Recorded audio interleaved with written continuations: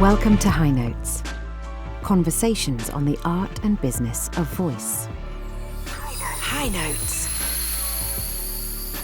Make sure you never miss a video on our channel by pressing that subscribe button, and if you like this episode, please do give it a like and leave us a comment below. Now, let's meet this month's guest. In this episode, we talk to Abi Longstaffe from Spotlight. Abi shares her journey in the creative arts, ignited by stories of her ancestors' travelling theatre company to drama school, casting and beyond. We discuss the evolving landscape of talent and VO, and Abi shares expert advice on making the most of your creative career. Abi, welcome to the podcast. Thank you for joining us today. Thank you. Thanks for having me. So we're going to be talking about how our talent and voice actors are new to the industry and how they can make the most out of Spotlight in a little bit. But first of all, I just want to find out more about you because these stories are always fascinating. Where did it all start for you? Did you feel from a young age that you were always destined to have a career in the creative arts? And what was your childhood like? How did it inform where you are today? Yeah, I think pretty much from quite an early age, I was always a bit of a performer. It's kind of in my blood a little bit as well. Like my grandparents had a great-grandparents had like a traveling theatre company, which I only found out once I went to drama school and was like, oh, I love that. But my dad was always really good at doing impressions. He did a great Terry Wogan, I remember, and various others, but he would always be doing impressions. And I think that was something I got quite into as a kid. And then when I got a bit older, I started doing the Lambda exams. But then when I was trying to remember how old I was when I started doing this, but I had like this, I was very, very bossy as a child. And I basically set up this little theatre company. I was only like 10 or something. And basically I would write, direct and star in all the shows. And I would make everyone audition as well. I was very serious about it as well. I remember my mum coming and saying to me like, oh, please, can you let Nicola be in your drama group? Because she was like one of her friends' kids. And I was like, well, she's just going to have to audition like everybody else, mum. Like, no favoritism. Absolutely love that. Let me just unpick what you just said, because that is fascinating that your grandparents had a travelling theatre group. I mean, where, how? This is a really kind of dubious thing within my family, and it's really hard to track because my great-grandfather did a bit of a runner. So no one really knows very much about him, and his background is very sketchy. But then this is through his side of the family then. So it's stories that have passed down through my gran on that side and stuff. But apparently they seem to have been a bit of a jack of all trades on that side of the family. And yeah, they had in my head, it's like a kind of gypsy caravan that they would run over. But that's completely just what I've created in my mind. I don't know if that's the case. But I think then you would have travelling theatre companies that would go into pubs, didn't you? Like, you know, in the back of pubs, they would like pull up and sort of do their thing and get some money and go. So I think that's the thing that they were doing. It's very sketchy. I love it. It's never a dull story when you dig into family secrets, is there? Family stories. But I love that. I've heard as well that you used to do some brilliant impressions when you were younger. Can you talk us through any of those? Yeah, I'm not doing one, but yeah, I did used to. I really liked trying to copy people on the telly and stuff. I can't really remember loads of what. I used to do Donald Duck and a lot of the animated characters that you watch as a kid. But my favourite was Margaret Thatcher, just generally because I got loads of reaction from that one. So it was during the miners' strike and things where she was on the telly quite a lot. And I used to have this little kind of skit that I would do on her where I was basically just repeating things that I'd heard her say about Arthur Scargill and the miners' strike. I had no idea what I was saying. I love that story, but what's fascinating about that is Margaret Thatcher actually had really intensive accent lessons to iron out her natural accent and to be much more British RP, which we were talking about earlier. And that was from a trained actor. And not very many people know that. So I love the fact that it had that impact on you. Do you know what her original accent was? I don't actually. I think it was to make her more powerful. And I've read that it was to lower her register as well, to, he was Yeah, that makes operating in a world full of men, obviously. But I've just got images now of you doing the Margaret Thatcher impersonation, which I will not ask you to do now. So let's move on to your acting experience. You're a trained actor. You went to drama school. You also have a PGC in English, so a trained teacher as well. How did those experiences inform where you are now? Are you grateful for them? What was useful from those experiences? What wasn't useful? Yeah, definitely. I think they've definitely informed where I am now. So yeah, they're very much, particularly obviously going to drama school is very much still part of my life now. And I think always will be. So yeah, it was a sort of funny journey to drama school. And I didn't go straight from university. I did my first degree and then worked for a while and did my PGC and then ended up going to drama school. So it's a really odd route.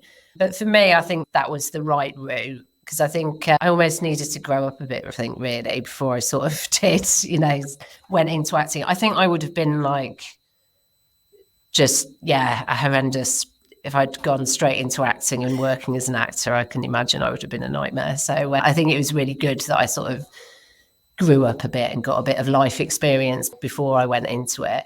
But yeah, I went to Mountview and it's such a crazy creative environment to be in. And yeah, I think I felt really excited by it as soon as I got there, really. And I really fell in love with Mountview. I did audition for a few drama schools, but there was something really kind of down to earth about Mountview that I really liked. And the head of the acting course then was Andrew Jarvis, who's a really amazing Shakespearean actor and just such a interesting character. And I think as soon as I met him and talked to him, I was like, yeah, I really want to work with you. I think that would be, I just found him really inspiring.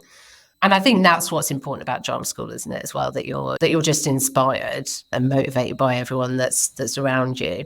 And how lucky to have had that experience. Not everybody has that experience with every university course or drama course that they do. And I think it's not until you're older, is it, when you look back and think, God, I'm really glad. I look at university and my time at drama schools here and in America, and I went on a part-time basis, by the way, to drama schools, but they were like buffer zones at really pivotal parts of my life where I was moving from one stage to another. When I did English literature at university, and the time's quite heavily into partying, I would say, and having a good time. And we all just did it last minute and probably didn't take it quite as seriously as we should have done. However, now that I'm older, I'm just like, thank God I read those books then, and I was introduced to those books then because they're such a big part of my life now because I revisit them all the time. So yeah, having that buffer, and I think to have that experience when you're talking about Mount, you clearly look at it with such affection. And I think if we're lucky enough to get that experience, that's incredible. So really interesting to hear about that. You've also had significant professional experience. You've held senior roles at Mandy, Casting Call Pro, theatre production companies, and more. How did all this prepare you for your role at Spotlight? And can you share any memorable experiences from this time? Obviously, you've been at the other end of receiving auditions and casting, and I'd really like you to share some of that with us before we go on to talk more about Spotlight. Yeah, sure. There's kind of a lot. That covers my majority of my life, it feels like. So I guess I sort of was acting for quite a while and everything was going quite well. I worked for quite a lot of the big theatre companies and was doing a lot of touring and did some little stints in the West End and stuff. And I think, to be honest, I firstly started to get, this is really bad, I started to not really enjoy the actual performing in front of the audience. I loved the rehearsal period and playing around and doing all of that.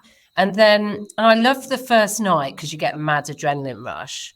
And then after that, it just felt a bit like, oh God, like how long are we going to be here? And I remember my last professional acting job was in the West End.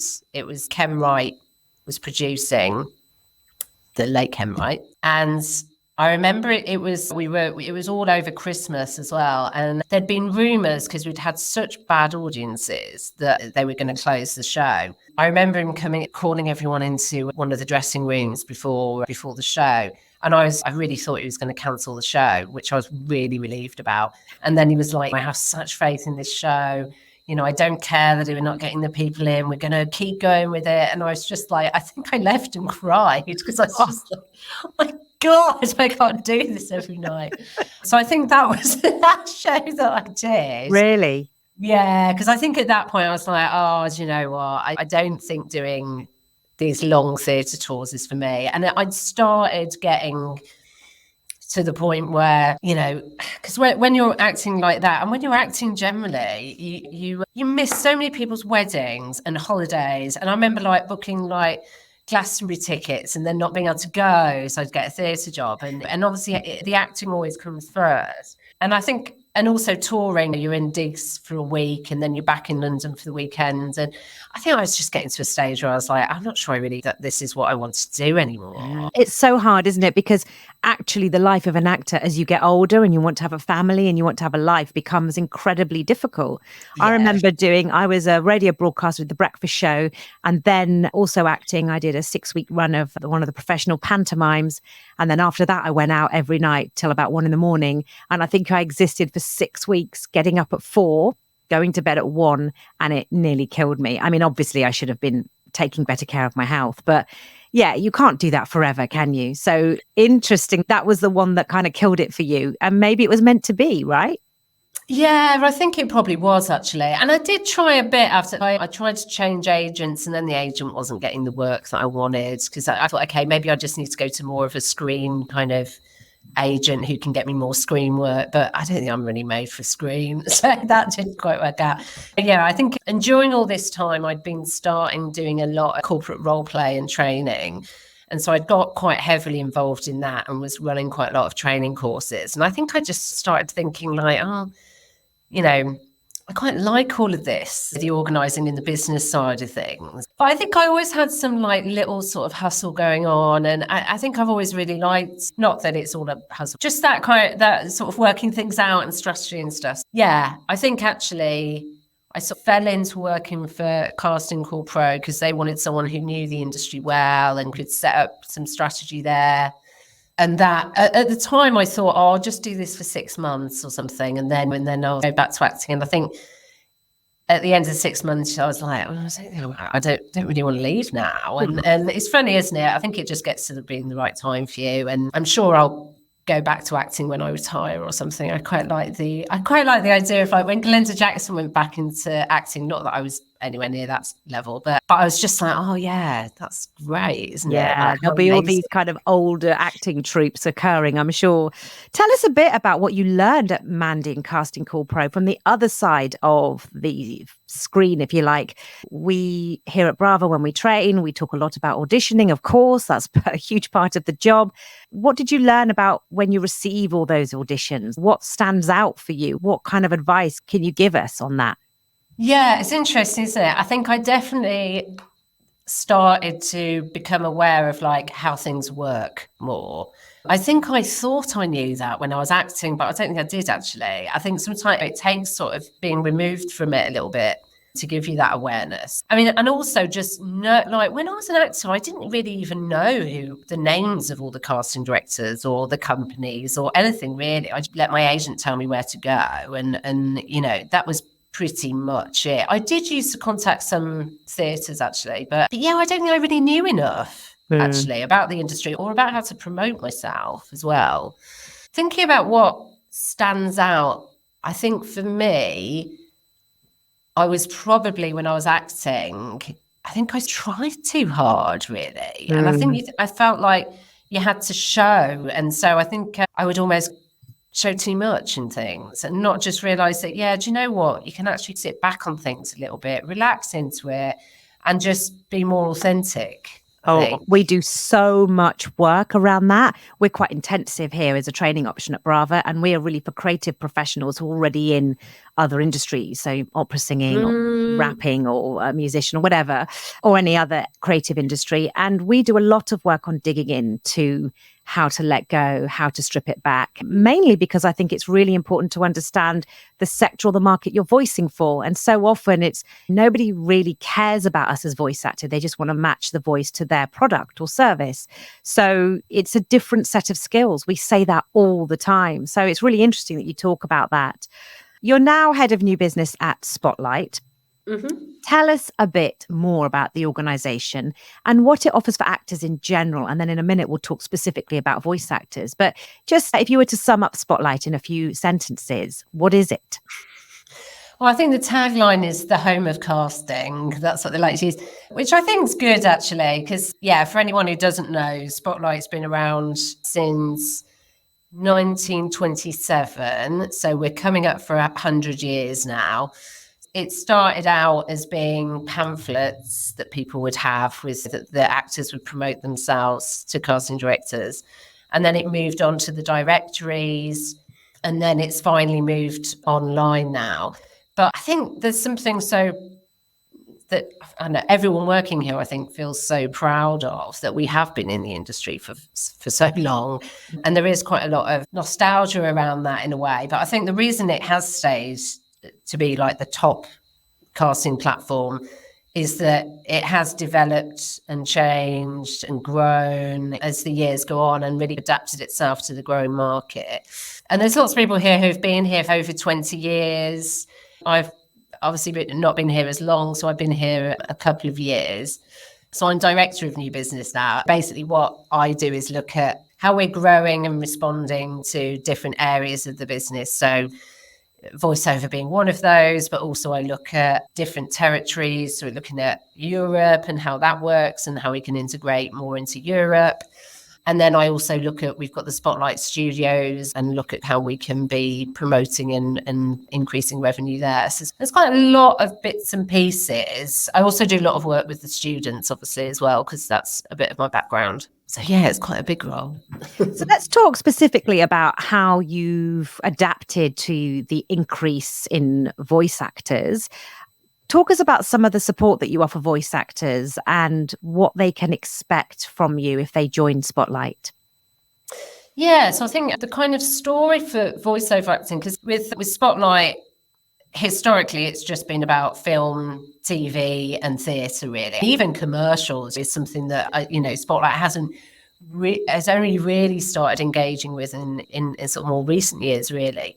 So I think it was before I came, but I think it's about 3 years ago that the decision was made to actually count voiceover credits. So if you had paid voiceover credits, then they would be counted. Before that, they weren't even counted. I think that sort of started the change there. And then shortly after that, I mean, it used to be, didn't it, that actors went to drama school, got an agent, got onto Spotlight, and it was quite a kind of small group, and there was one route that you went. And if you didn't go that route, then you couldn't get onto Spotlight, or it was very difficult because you'd have to get 4 credits or something. And I think obviously the industry has completely changed now.